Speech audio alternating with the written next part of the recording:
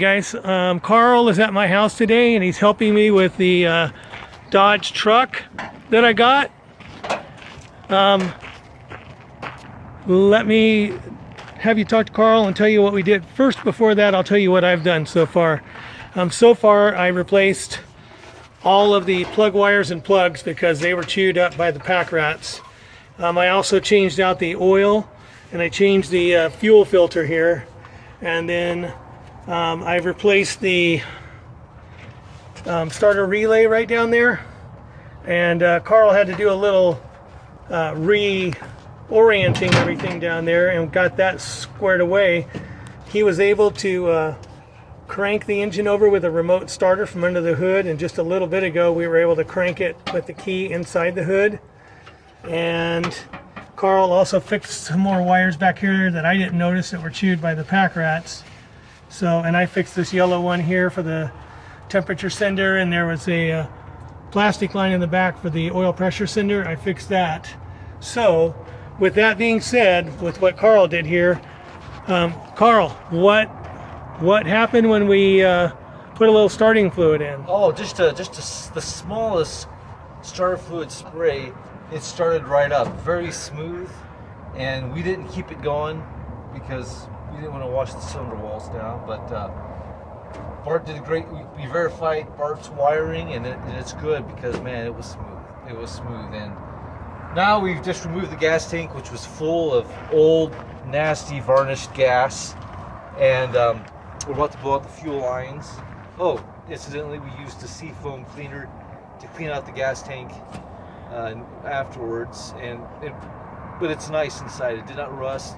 At least the downside of it being completely full is that you have to drain it and get rid of the gas. But the upside is that the inside of the tank is not rusted out. So guys, yes, very amazing that after this thing sat for 2.5 years, it cranked over, and then when Carl gave it just that little shot of starting fluid, it actually ran. Amazing. Two other things we found here. We have front signal light. We think the bulb is bad. I don't have an 1157 here. I'm gonna have to go get one. This headlight worked good on high and low beam. This headlight over here is kind of dim. I don't know if we have a ground issue or it could be the bulb itself. We'll figure that out in a little bit. Let me go show you the fuel tank. It's placed inside the truck here, and we're getting ready to blow this out. That's where the fuel tank sits, where all that dirt is. And you can see the original color of the truck, that green. This was supposedly formerly a Forest Service truck. So we're gonna get ready to blow this out of here in a minute, and we'll show you when that happens. That ought to be quite a show. But let me show you.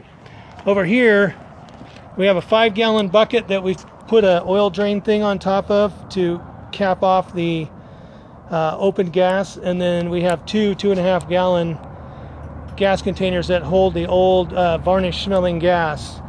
Right over here around the corner, back up here, there is our fuel tank out of the truck. There's the filler nozzle over there, the filler end of it, and like Carl said, it was pretty full of gas, so we dumped it all out. We put that seafoam cleaner in there, and we rinse it around pretty good. And Carl is just getting ready to, in fact, he's just now blowing out the truck, and he's blowing out the fuel lines as well.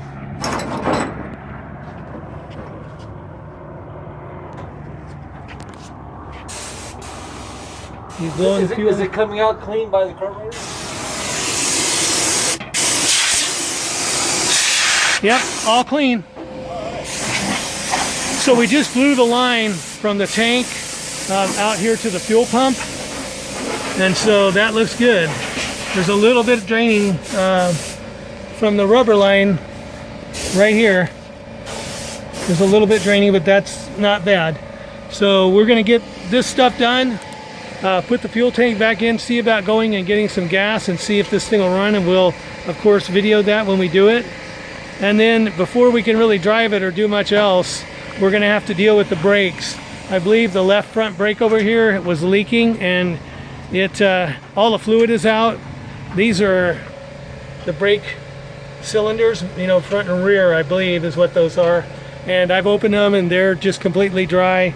And I looked at the back of the wheel on this driver's side front and it is completely wet. So Carl, anything else before we're gonna put the fuel tank back in, get it all buttoned up. So hopefully all we have to do is put gas in here to make it run, and then we'll address the brakes. All right, guys, that's it for now. If we can get to the point where we can try to start it again today and let it run on gasoline, we will do that. Thanks for watching. Okay, guys, just a quick update.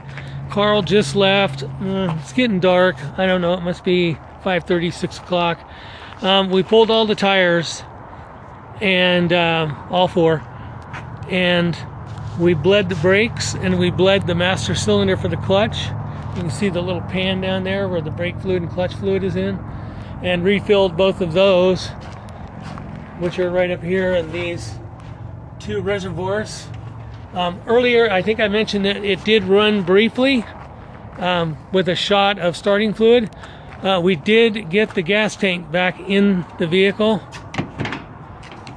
all cleaned up, cleaned the inside of the vehicle and underneath and behind where the gas tank was. There's the gas tank. Those are the seat belts there. So this weekend, I'm going to go ahead and get some gas and put it in and see if it'll start and run. It seemed like it wanted to, so we'll give it a try. And now I believe it should stop and the clutch should work also. So we'll see how it goes.